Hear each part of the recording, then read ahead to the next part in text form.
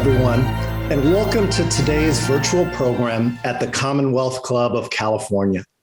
My name is Ahmad Thomas. I'm the CEO of the Silicon Valley Leadership Group, and I'm very excited to be here moderating today's program. I'm pleased to be joined by best-selling author David Pogue and renewable energy expert Wei-Tai Kwok to discuss their practical ways to make smart choices for the climate upheaval ahead. How to Prepare for Climate Change, authored by David Pogue, offers deeply researched advice for how the rest of us should start to ready ourselves for the years ahead. From what to grow, what to eat, how to build, where to invest, and how to prepare your children and even your pets. He also provides wise tips for managing your anxiety, as well as action plans for riding out every climate catastrophe. We'll be discussing a lot in the next hour, and I want to ask your questions as well. If you're watching along with us, please put your questions in the text chat on YouTube, and we'll be sure to get to them later in the program. Thank you, David, and thank you, Wei-Tai, for joining us. I can't wait to kick this off, and David, I will turn to you to get us started. Well, thank you, Ahmad, and thank you for doing this. This is quite generous of you. This is, of course, a volunteer operation for all of us, so very nice of you. I understand that some of you are viewing this as a video and some of you are listening to it as a podcast. For those of you who can't see a visual, I'm stunningly handsome with flowing mane of thick blonde hair, chiseled jaw. I'm incredibly good looking. My book is called How to Prepare for Climate Change, and believe it or not, I don't think there's ever been anything quite like it, I say in all modesty. And it all sprang from this quote by John Holdren. He was Barack Obama's senior science advisor. And he said, when it comes to climate change, we basically have three choices: mitigation, adaptation, and suffering. We're going to do some of each. The question is what the mix is going to be. Well, mitigation, you've heard about to death. There are hundreds of books and articles on mitigation. That means how to stop climate change, how to take public transportation, don't eat red meat, fly less, have fewer children, turn down your thermostat, use LED bulbs. That's all really important. We need to keep doing that. But what I find weird is that nobody's ever said anything about the second part of Holdren's formula, about adaptation. Adaptation means deciding how to cope to what's already upon us, to what's already changed. In other words, the climate has already changed. You are not going to see the weather patterns of the 1980s in your lifetime or your children's lifetimes, no matter what we do now. That part is over. I don't even like the term global warming, by the way. Those of you who've been sort of observing the news in the last few years, you know it's not just about hotter summers, milder winters. Like take Texas this February. I mean, it was a freak blizzard of historic proportions. They don't have snow plows and salt trucks in Austin. They don't have them. They've never needed them. People there don't even own winter jackets. 110 million people lost power. 164 people died. The costliest storm in Texas history. But it's not global warming. Okay, it's freak heat waves and freak cold waves. It's freak flooding and it's water shortages. It's droughts and intense rains. You know, it's too much and too little. It's all the stuff you've been hearing about: wildfires, hurricanes, biodiversity loss, the explosion of ticks and mosquitoes into new areas, loss of crops, and human migration out of areas that are no longer livable. But it's also this weird stuff that doesn't seem immediately connected to a changing climate, like smaller beaches, more expensive chocolate, more kidney stones, smaller goats. I love that one. And this is kind of wild. You might have heard of Tornado Alley. It's the 4 states down the center of the US where most hurricanes used to happen. Tornado Alley is shifting to the east. It's growing because of climate change, which is taking it out of these basically empty plain states, low population plain states, and into Texas, Tennessee, Alabama, states with a lot of infrastructure. A lot of people live often in kind of flimsy housing. So really damaging and scary. So a better term for all of this, I think, is climate chaos. I hear that, or climate breakdown. I heard one the other day that I like. It's global weirding. Anyway, the point is things are getting worse and worse. I know we all had a lot on our minds in 2020 pandemic. But nonetheless, nature didn't care. The climate continued to get crazy. Emissions continued to pour forth. It was the hottest year on the planet ever recorded. It included the hottest day, the hottest temperature ever recorded on the planet, 131 degrees in Death Valley. Also, the heat wave we're having now is breaking all kinds of records. The hottest temperatures ever recorded in Canada, 121 Fahrenheit, Oregon, 116 Fahrenheit, and Washington State, 118. I'm sure you guys know about the wildfire situation. The last year, the 2020 wildfires on the West Coast burned 5 million acres. That's the entire area of Connecticut and Delaware and Rhode Island, if those states were completely wiped out. Overall, the wildfire areas are growing. We used to get a huge fire, like over 1,000 acres in the 70s, a fifth as often as we're getting them now. I live in Connecticut. I'm speaking to you now from Connecticut. And if you can believe it, last week, we had poor air quality, we had air quality warnings in Connecticut, and the sky was hazy and you could even smell it on the East Coast. It's because of the wildfire smoke from Oregon, 3,000 miles away. It's unbelievable. As you may have read also, we're now getting wildfires and heat waves in freaking Siberia, the cold tundra of Siberia. And hurricane season is just about to get underway. Last year, we had so many hurricanes that we ran out of alphabetical hurricane names. Arthur, Bertha, Cristobal, Dolly. We got up to Z and ran out, so they had to start adding Greek letters to name the hurricanes. And it's not just the United States. I mean, these freak storms and flooding is happening all over the country. Flooding is a big one. I mean, flooding, like Washington, D.C. in 2019 got 6.3 inches of rain in 2 hours. Nebraska lost 20 million acres of farmland from the flooding. And this is a hilarious little anecdote. Not a lot about the climate crisis is hilarious, but in Kentucky, there's a tourist attraction called the Noah's Ark replica. It's a life-size wooden replica of Noah's Ark. And they actually got flooded. They filed $1 million lawsuit with their insurance company to reimburse them for flood damage to Noah's Ark. Okay, insert your own punchline here. So the climate is changing every place in the United States. One of the chapters of my book that I get asked about most often is the chapter called Where to Live. 40 million Americans move every year, and increasingly they are taking into consideration where can we move where we won't get slammed. So, you got heat waves in the lower middle parts of the country. You got hurricanes on the East Coast, droughts and water shortages in the entire western half of the United States. I mean, serious, tragic droughts and wildfires in the left third of the country. So like if you look at the reservoir formed by the Hoover Dam, that's Lake Mead, it's only a third full now. And 25 million people used to get their water from that reservoir. So you want to avoid situations where there's drought. So the answer to where to live is the Great Lakes area. All those grand old cities, Buffalo, Cleveland, Madison, Wisconsin, Chicago, Duluth, they don't have wildfires. They don't have hurricanes. They don't have sea level rise. They don't have much in the way of heat waves, and they have plenty of fresh water forever. In the book, I actually went through some of these cities, and there's more to it than just climate considerations, of course. There's is there culture? Will you like the people there? What's the cost of living? Can you get a job? Things like that.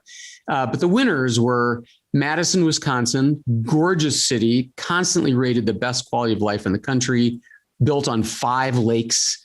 Burlington, Vermont, which feels like a seaside community, but it's not the sea. It's Lake Champlain, this 500 square mile lake really good cheese, maple, and ice cream there. And Buffalo, it's right on Lake Erie. They have great medical facilities. Everything is really cheap, and the chicken wings are excellent. The book also covers things like preparation for a hurricane, wildfire, flood, ticks and mosquitoes, and so on.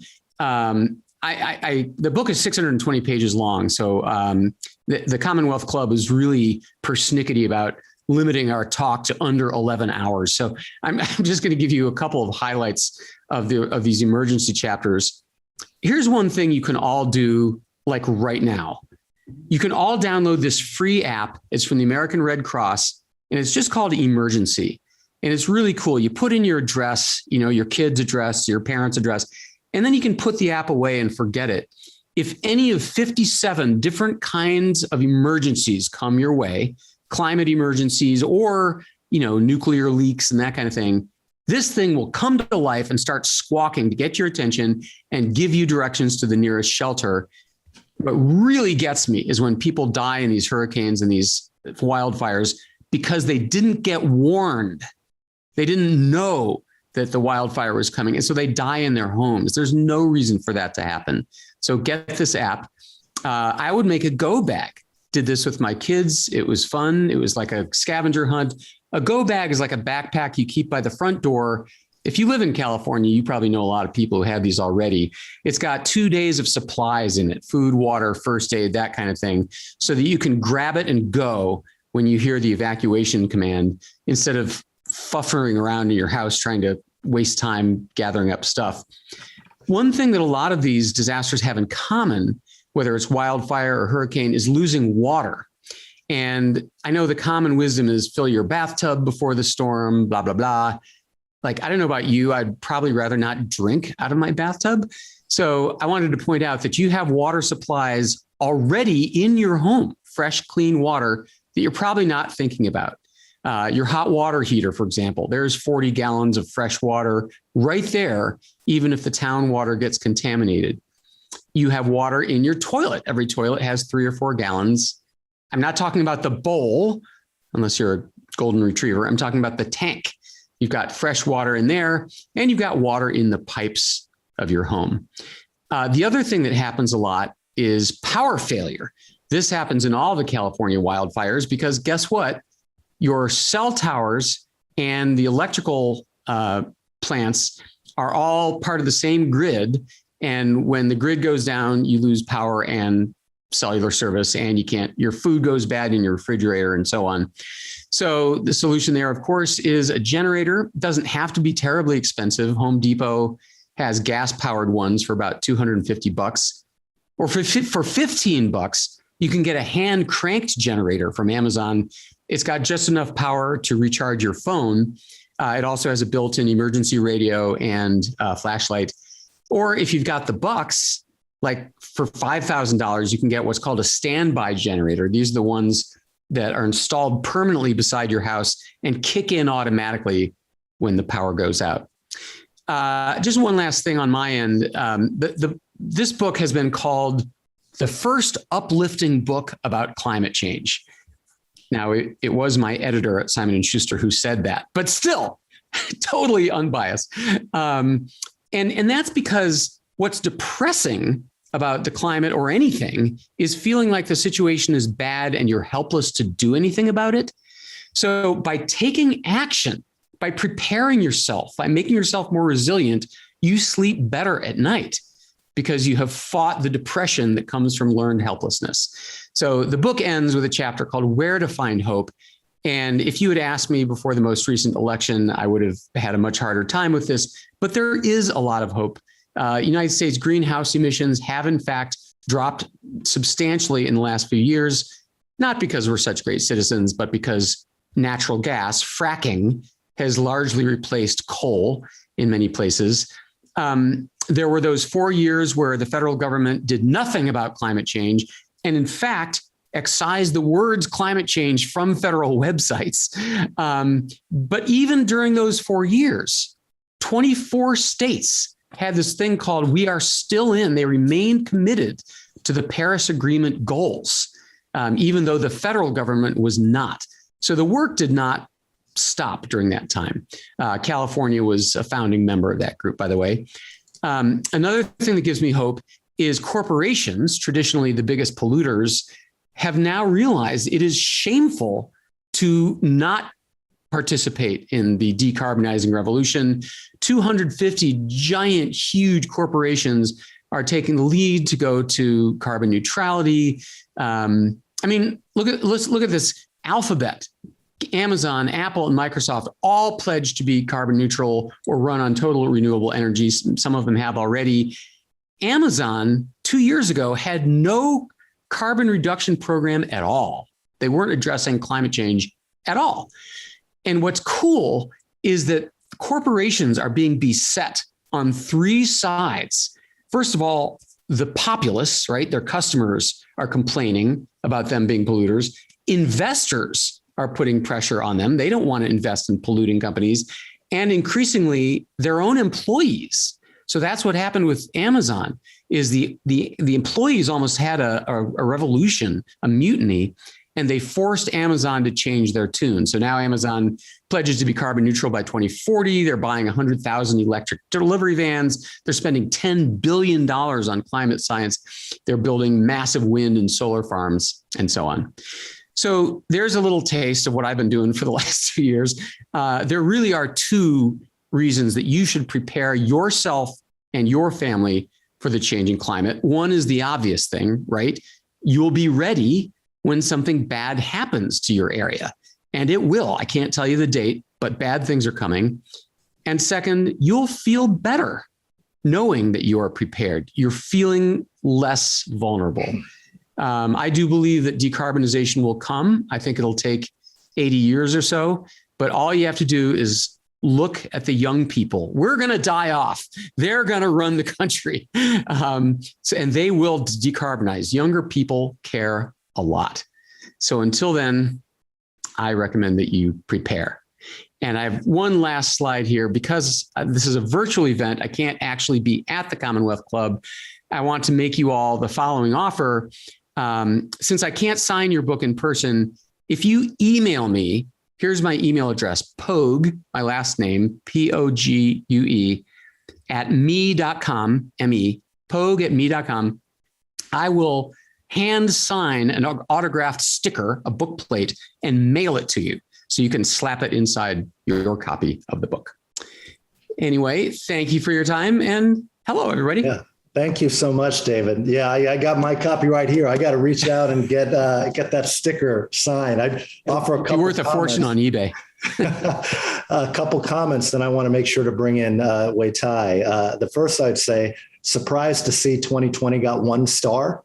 I would assume that would have been 0, but I don't know what the rating system is. And then secondly, just a comment I had.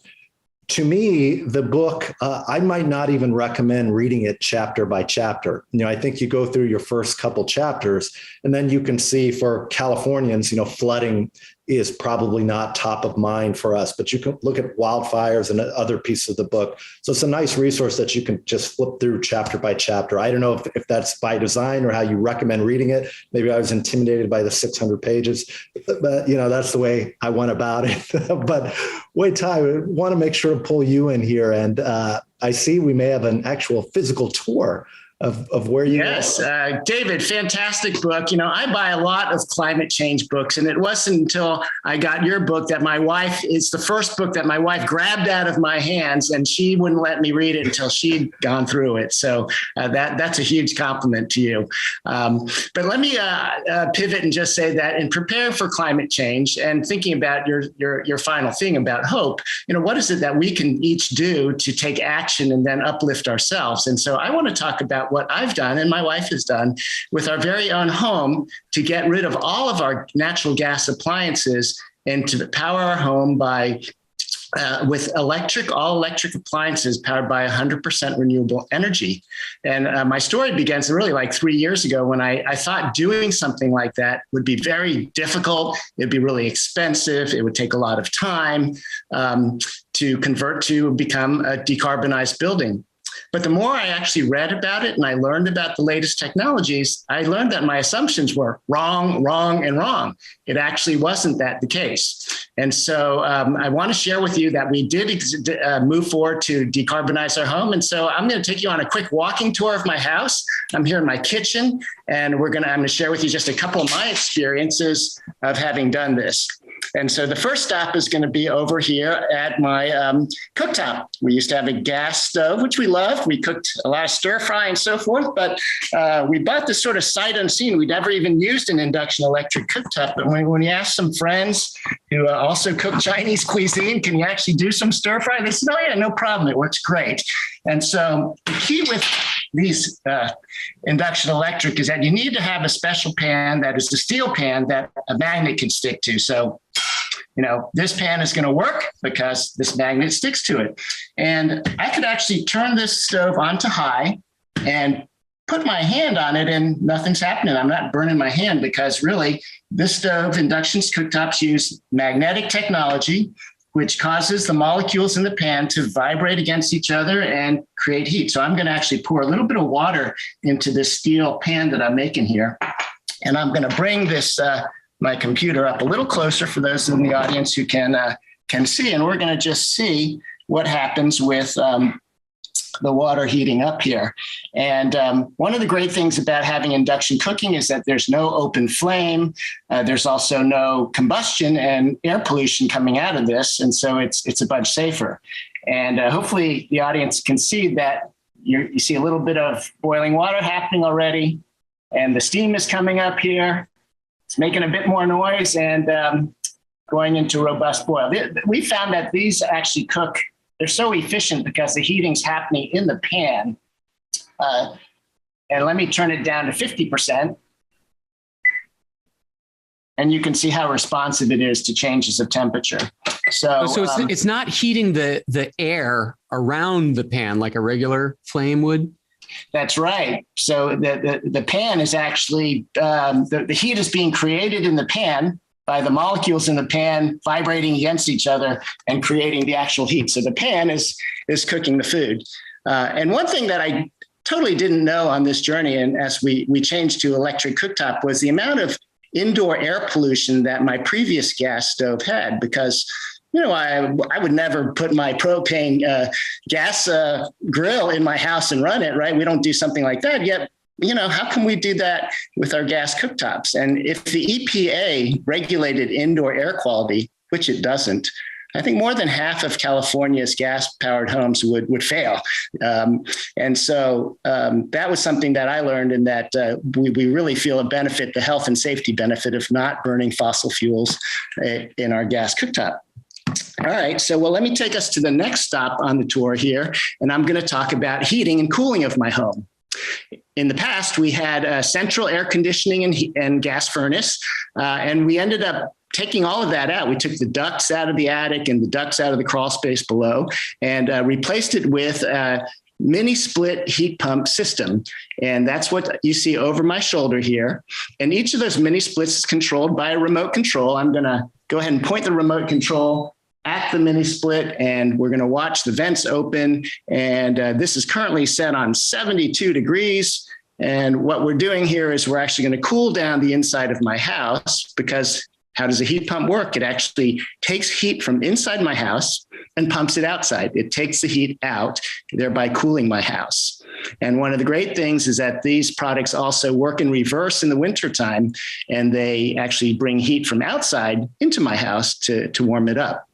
The best thing that I learned is that they operate at 200 to 300% energy efficiency compared to my gas furnace that might have been 90% efficiency. And so we're definitely seeing how these new technologies are really much more efficient, cost effective. And did I mention that I have 8 of these units across my house? And so I'm able to just heat the rooms that I'm in. So for example, at nighttime, when we go to bed, I'll go in 15 minutes earlier, turn the heat on in the bedroom only. And that means when we sleep at night, we're not heating the whole house like I would do if I had central heating, right? And so that's also yet another reason it's more energy efficient to go with these heat pumps. And so we actually feel a little less guilty now. We turn on the air conditioning and the heating more often than we used to because we know we're really not wasting as much energy due to the high efficiency of it and also the fact that we're only heating and cooling the rooms that we're in. Well, the next stop on our tour is my fireplace. Now, I hadn't ever seen an electric fireplace before. I thought that'd be something crazy. And it's actually sort of hard to find showrooms that showcase electric fireplaces. But let me show you the one I've got here. I actually retrofitted my former gas fireplace here. And with an electric log set, I'm going to actually use this remote control to turn the log set on. And we're going to just zoom in here and you can see that the logs are use LED lighting to set up that amber glow. And then there's a fireplace flames in the back that are actually a projection image that is being projected there. I can also turn on a heater and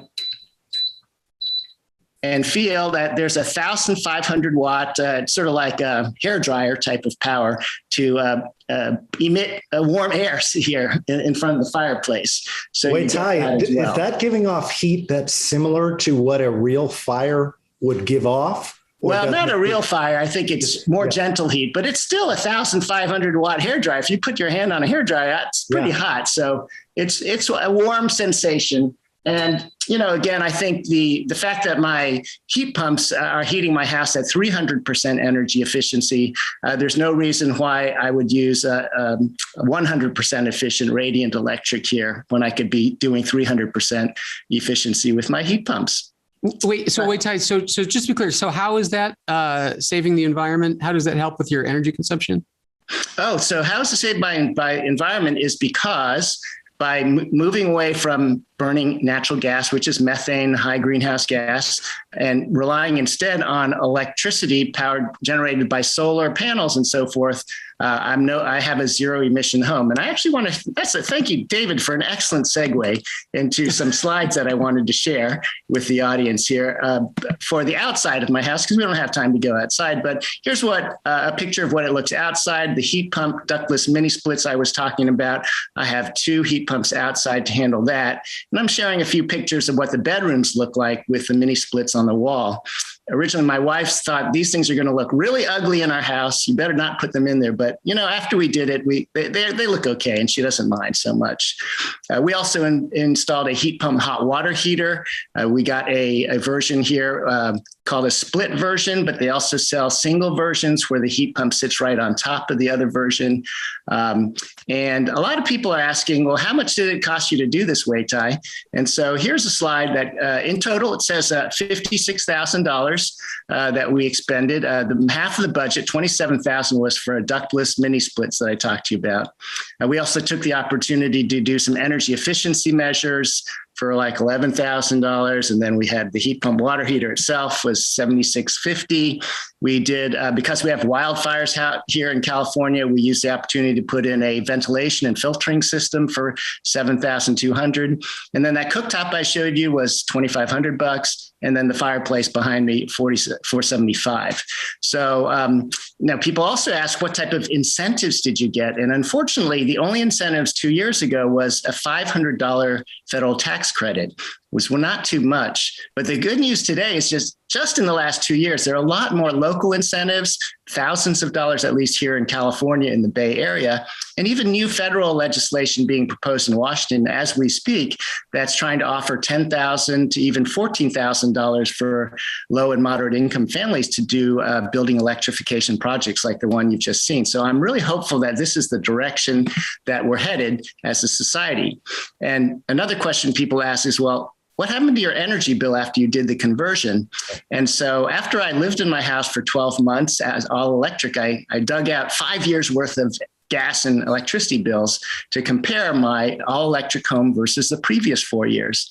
And the great news is that my all electric home cost about $900 a year to run, compared to about $900 to $1,300 in the previous few years. So it actually cost about the same or slightly less to be in an all-electric home for all the energy efficiency reasons that I was mentioning. And this all at the end of that project, I actually called up my local gas provider and said, please come away and take away my gas meter, which they did in just 15 minutes for free. So I disconnected from the gas grid. And that means that today my home is being powered by the 15 solar panels on my roof, which account for about 60% of my load. And the remaining 40% I buy from the grid, and I opt up to 100% renewable energy. And I must say, I never imagined that. By the way, this whole project took me only 45 days from the start of construction to completion to do all those retrofits. I never imagined that in 45 days, I could have a zero emission home. Because remember, I told you, I thought it was going to be time consuming, expensive, and difficult. And it wasn't. And so my message, what my learning was that really some of the barriers to taking action and preparing for climate change are really in our minds, right? And actually, the fact is that a lot of the technologies and solutions are out there. Sometimes we've got to catch up. I've got to catch up and learn more and mentally to get out there. So I want to encourage others to also find that the solutions of preparing, it's not so bad. Well, thank you so much, Wei Tai. Thank you for that walkthrough. And David, extremely informative presentation. Let me start with the first question that is really directed to you both. We saw practical tips from you, Wei Tai. David, your book is chock full of practical tips for individuals in managing climate change and where we're going. What's the one thing that you would recommend individuals can do today in terms of preparing themselves and their families for climate change? I mean, the easiest, quickest thing is to get that app. So at least you have the notification. Mm-hmm. But the thing that'll probably help you the most is going to, you guys are all going to like shut off your YouTube stream, but it's about insurance. It turns out that most people's home insurance, you bought it when you just wanted something cheap to cover the basics, and it was years ago and you forgot about it. The world out there has changed. For example, I don't know if you realize what many of these climate disasters have in common is flooding. Flooding is on the rise, something like 10x over 20 years ago in terms of the number of claims that FEMA gets for people flooding. Here's a statistic that I learned in working on the book that blew my mind. 8 of the 10 most flooded states in the United States are not coastal states. They're inland. Yeah. Like Arkansas was the number one most flooded state. And it's because we're in this era where we get drought, the ground gets hard and dry, and it's followed by this torrential rain. The water has no place to go because the ground is hard and dry. So it floods our streets, our businesses, our basements. And the kicker is you don't have flood insurance. Homeowners insurance does not cover flood insurance. And more people need flood insurance. It turns out that 40% of the American population lives in flood zones, but only 18% of Americans have gone an extra mile to buy flood insurance. So it's a total disaster waiting to happen. More and more people are sitting ducks every year, including, by the way, the federal government, which is basically the only flood insurer left. All the Nationwides and the other insurance companies got out of the business because it's become such a money loser to insure people for floods. And those of you in California know they're also getting out of the fire insurance business. They're dropping customers in California by the hundreds of thousands because it's not a profitable thing for insurance companies to do. So you've got to be proactive. You've got to insure yourself if you live in a flood zone, which is everywhere, or a fire zone, which is the western half of the United States. So we have to have our insurance in order, get the insurance right, get the app from Red Cross, and essentially about being proactive, as you say, at the more conceptual level. Very helpful. At the very least, get out your policy and read over the first page called the declarations page that shows what's covered and for how much. And you might be like, what? Why are we paying for that? Or what? We're not covered for that. Right. I mean, I did it. I was astonished at how stupidly out of date my insurance was. Sure. And Wei Tai, what is your suggestion or recommendation when you look at one practical step viewers? Right. A lot of people ask me, like, what's the one thing I should do? And I would reframe that by saying, when I think about what I would do, what I have been doing is really, a lot of people try to think of what's the most important thing. And and I sort of think there's so many, there's like 1,000 things you can do. And like 999 of them are in David's book there. And everybody, all of us are different. So I would just say, do something, do the things that resonate with you and that maybe feel achievable and doable. And don't really set your expectations on like the most effective thing, because that might be hard for you. And then you may not want to do it, as compared to something that's easier. I've learned that just by taking small steps, one here, one there, and one at a time, that they all help to make me feel like I'm taking action and alleviating that depression that David talked about in his last chapter, and creating hope. And that hope and energy gives me more energy to do more ambitious things on the list. So I actually think you can tackle, start anywhere in the book, start anywhere on a list, but tackle the things that speak to you and you feel are achievable and easy to do. Those are, I think, the best. That's well said, Wei Tai. And I know this is not a self-help book. It's obviously an extremely serious topic. But as you just shared, Wei Tai, and I think one of the takeaways I've had from the book is the guidance is very good away from climate change. The mental health guidance, getting time outside, stepping away from the news, especially through this pandemic. I think all of those things are just good practices to follow regardless. But the next question, and maybe David, this is more directed to you, and we've got about 15 minutes, and then we'll pull in audience questions where those come in. The entire premise here obviously accepts that climate change is real, as we all acknowledge and the science bears out. But your book has a section talking about how you talk to people who do not believe in the science or do not believe what's happening before their eyes. So my question is two-part. The first is, have we hit those aha moments for individuals in flood-prone areas or fire-prone, or you're sitting in Siberia and it's 100 degrees, for people to actually see what is happening and acknowledge broad-based that climate change is real? Remember, you're in Connecticut, we're out here in California. It's a very different audience than some places across the country and world. So that's the first part. And then secondly, with the pandemic, with real issues of people trying to pay rent and just survive through a challenging time, do we take these threats as seriously as we should? I know it's a lot, David, but would appreciate your thoughts there. Those are great questions. I'm asked a lot about the climate denier question. And in diving through all this research, and by the way, I'm not an expert on any of the things in this book, insurance or, emergency policy or flood insurance. This is all based on interviewing experts. And what I learned through this process is that the climate denier thing is, I think, much more overblown than you might guess. First of all, what are we calling a climate denier?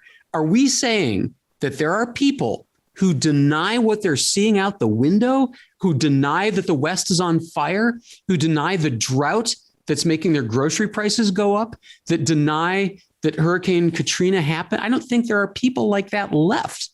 I really don't think that a denier is defined anymore as somebody who denies that the climate is changing. There are people who say, yes, the climate is changing, but it's not our fault. It has nothing to do with emissions and the greenhouse effect. They say that's baloney. This is all part of a natural cycle. And they're a little misinformed. It is true that the Earth has gone through these roughly 100,000 year cycles of very hot and then to an ice age and then back up again. The difference this time is that the spike in both carbon dioxide presence in the atmosphere and the temperatures of the Earth have gone way higher and way faster than they ever have before during these spikes. But anyway, the answer is, these days, that's what I would call a climate denier, somebody who says it's a natural cycle. But even that number is dwindling. The Yale Center for Climate Communications does this cool survey every year of Americans. And among other things, they ask this question. It's like, do you believe that the changing climate is man-made? And in the most recent one, as of December, the number of Americans who said yes was 29%. That's the lowest number they've ever gotten from that survey. It's down 5% from the previous one. And for comparison, let me remind you that 25% of Americans believe that aliens walk among us. So 29%, I think we're doing okay. If we can get red and blue, polarized Americans to agree all but 29% that this is a problem that we're causing and that we can fix, I think we're doing pretty well. Wei Tai, did you have more to add? Yeah, I want to comment on the second part of your question, which was around the pandemic and the impacts. I actually think there are amazingly great learnings of how society responded to an emergency pandemic where we had days and weeks to do impossible things like stop all airplanes or everybody stays at home or everybody wears a mask. I mean, things that we say were impossible. We actually did do it. We pulled together as a society quickly when it mattered. And I think that these are good exercises to flex our muscles of emergency muscles, because we're going to need it for climate change, for preparing for climate change. And it is an emergency that's unfolding on a longer time frame. So instead of days and weeks, we have years, not maybe even decades. But the good news is that we still have time to avert the worst consequences if we deploy some of the same preparation methods that we would do if we knew the pandemic was coming around. Now we know if the climate crisis is here, there are also things that we can and should be doing well in advance so that we can be much more ready and even avert some of these matters in advance. So I hope to look at the silver lining of the pandemic as a way that society will stop saying we can't do that because it's too hard. No, the economy, we can't harm the economy. Well, yes, we can do these amazing things. As I sort of have said in my theme earlier, most of our barriers are mental in our own mind. And I think if we can just say that to solve big problems, we have to change our minds first before we change our light bulbs, I think we could actually do a lot of things beyond what we imagine. Agreed. And I got questions flying in here, so I'll ask one more and start bringing our audience members in. I want to make sure to speak about marginalized communities and communities of color in America. I view my role as a business leader here in Silicon Valley as very important, as speaking to and bringing a voice to those who aren't heard. When we talk about climate, when we talk about environmental issues, there's a long history of the brunt of a lot of less than ideal circumstance around the environment being borne by those marginalized communities or Black and brown communities in America. When we look at individual tips in the guidance in your book, David, or Wei Tai, just what you've talked about with your home, do you have advice, one, that is relevant or directed particularly to those marginalized communities? Or two, more broadly, if you don't have the resources to invest, as we've discussed, what advice might you have for such folks out there? First of all, I'm so glad you brought that up. Chapter after chapter after chapter of this book, I came up against this, that the worst effects of climate change hit communities of color, lower income communities, first and worst, as one of my experts said. And she revealed all kinds of really horrifying historical reasons for that. When we're done, if you don't know what redlining is, dear audience, go Google it. It was a practice, an official practice of governments that put low income communities literally in harm's way in the industrial rundown parts of cities. They're next to the polluting factories. They're on low-lying ground that's going to get flooded first. And their homes are built out of flimsy materials. Well, the guy who talked to me about the tornado alley shifting east told me that 60% of the housing stock on the trailing edge of the new the forward edge of the new tornado alley are mobile homes and plywood homes. They're going to get destroyed by these tornadoes. Anyway, so what did I do? The main thing I wanted to do was not make this a book about like how rich people can shield themselves from the effects. So the whole thing is that the most expensive suggestion in the whole book, you've already heard from me, and that's buy a generator. But everything else, the app is free, and 90% of Americans have smartphones. If you have insurance, looking over that is free. Choosing where you can site yourself If you have the opportunity to move, you're getting a new job, you're getting out of college, you're getting married, that's free. A lot of it is just a change in mindset. It's just a change in how you think about these things. And in the bigger picture, though, the only group that can really do a substantial job in addressing climate change while addressing inequality is the government.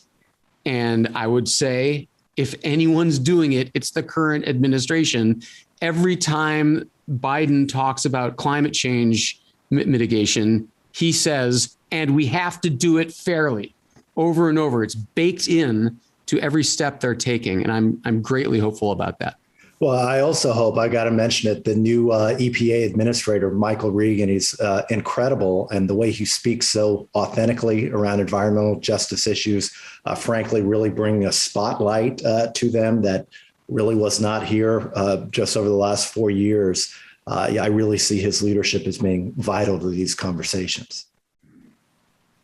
Wei Tai, the first question I've got here from audience members is for you. Maybe I'll pull that in here because I want to ensure we hear from all of you out there following this very engaging conversation. Wei Tai, are you planning to purchase battery storage for your solar energy? About how much would that cost if you were to do so? And is it worth it? Very. That's a great question. A lot of people wonder, now that I have a solar and I'm connected to the grid, would I buy batteries? And that cost could be anywhere from $10,000 to $20,000 more if I wanted to just have like $10,000 if I wanted less resources in an emergency, or $20,000 if I wanted to run everything in my house in an emergency. But the answer is no. I actually haven't held off on doing that for now.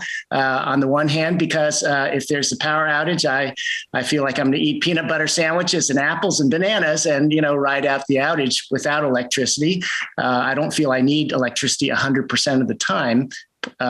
And the other answer to the question is because I think that our electric vehicles, I have a Nissan Leaf, and more cars in the future will be able to have tap into the battery that's in my EV to power my house.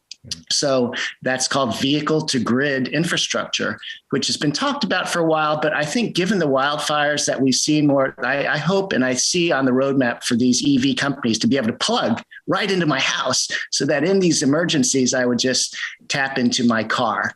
And so I don't want to put batteries, hang them on my wall, $20,000 of battery on my wall. I already have some batteries with 4 wheels. And so that's an area which I think in the next 2 to 3 years, we're going to see that connection being made. Excellent. And this is a question for David. David, interesting to know the preferred places to live are around the Great Lakes, but don't they also have snowstorm and extreme? Wow, do you hear that? This is live TV for you. I've got some sirens that passed by, but I'll start over, David, to make sure you heard me. David, interesting to know the preferred places to live are around the Great Lakes, but don't they also have snowstorm and extreme freeze winter problems? Or will these be small issues to deal with in the future? You are exactly right. So the number one choice that I mentioned in the book is Madison, Wisconsin. Just to give you those numbers as an example, the cold numbers for the winter, that is the lows, are now 5 degrees warmer than they were 20 years ago. And by 2050, they're expected to be 11 degrees warmer yet. So the funny thing about the changing climate is that the planet warms more and faster the farther north you go. That's why wildfires in Alaska are now a thing, and why we're getting those 100-degree heat waves in Siberia. It might seem that's really bizarre. Isn't it cold up north? And the answer is less and less with every passing year. So yes, this is, of course, a very cold area, Minnesota and Wisconsin and Cleveland and so on. They do get cold in the winters, but not as cold as they used to be and not as cold as they're going to be. Well, Minnesota is a beautiful state. I love it in California, Wei Tai and me out here, but I think we answered that question well. And I want to make sure I turn to another question that's pretty pointed here. I hope you're wrong about it taking 80 years to decarbonize. I'm hopeful it's more like 40 to 50 years. Is this too ambitious, or could it happen? I think, well, I'll go first. I probably have more hope than a lot of climate experts, having seen all the changes that have been happening just in the last 2 years. But I also remain a cynic of human nature and politics. And here came, Joe Biden with these elaborate $2 trillion plans to do fast, quick decarbonization infrastructure. And, it's getting blocked and blocked and blocked already. So I do want to moderate hopes for the future. And there are some industries that cannot decarbonize. For example, the airline industry, there's no such thing as an electric passenger plane that can carry more than a couple people, and they can't fly for long distances. So there are certain things that we're never going to be able to decarbonize without great breakthroughs in technology. So I do think it'll be gradual, but I do think it's off to a good start. So yeah, I'm hearing 60 to 80 years from the realist experts I've talked to. David, you are a walking encyclopedia. You got all the facts down. I bore everybody in sight. I'll just say that I have a 2012 Nissan Leaf, and it used to get almost 100 miles of range per charge, and it's down to about 40 miles of range. But that's fine for local driving, and I still use it for 80 or 90% of my transportation. And so I have to think of what's my next car. Yeah, I swear, if you didn't answer with an EV for what you drive, Wei Tai, I don't know what I would have done. Wei Tai, do you have last comments for our viewers to share? Well, this has been such an enjoyable and educational piece and fun to do. I would just say my experience has been just taking one small step at a time and doing a couple of the actions out of a book like what David's written has really uplifted me and given me hope that we will actually solve the climate crisis and prepare for climate change at the same time within my lifetime. And that gives me a sense of hope for my children. Thank you, Wei Tai. And David, do you have closing thoughts to share as well? Well, I want to thank you and the Commonwealth Club for letting us have this chance to talk about this unsung half of how we should respond to the changing climate, which is personal preparation. Governments and industries are doing adaptation all the time. They're building seawalls and they're moving the agricultural regions north. But, as an individual, you're not going to build a seawall this weekend. So there are things that you can do. Think about what you would do about power and water in an emergency. Have a meeting with your family. What would you do if you were scattered during an emergency and the cell network was down, which, by the way, it always does in wildfires and hurricanes. Anyway, just things to think about. And finally, I had one other thought I would mention. I asked the publisher, there are people dying from heat waves right now. In the West Coast, 750 people have died in these heat waves. Can we release the heat wave chapter from the book for free in phone readable or PDF format? And bless their hearts, they said, sure. So if it just email me, pogue@me.com, and I'll send you the heat wave chapter. And then in a couple of weeks, we're also going to offer the wildfire chapter for free because, darn it, you need to prepare for heat waves and wildfires. You need to think about it now. So pogue@me.com, be happy to send you those chapters or mail you one of the book plates. Thank you so much, David. And unfortunately for us in California and so many folks across the country, both of those topics are very relevant. And it's certainly appreciated to share that with our viewers and with readers out there. Our huge thanks to David Pogue and Wei Tai Kwok for joining us today and discussing David's new book, How to Prepare for Climate Change. We'd also like to thank you, everyone in the audience, for watching and participating live. If you'd like to watch more programs or support the Commonwealth Club's effort in making virtual programming come to life, please visit commonwealthclub.org/online. I'm Ahmad Thomas from the Silicon Valley Leadership Group. Thank you all once again. Stay safe out there and healthy.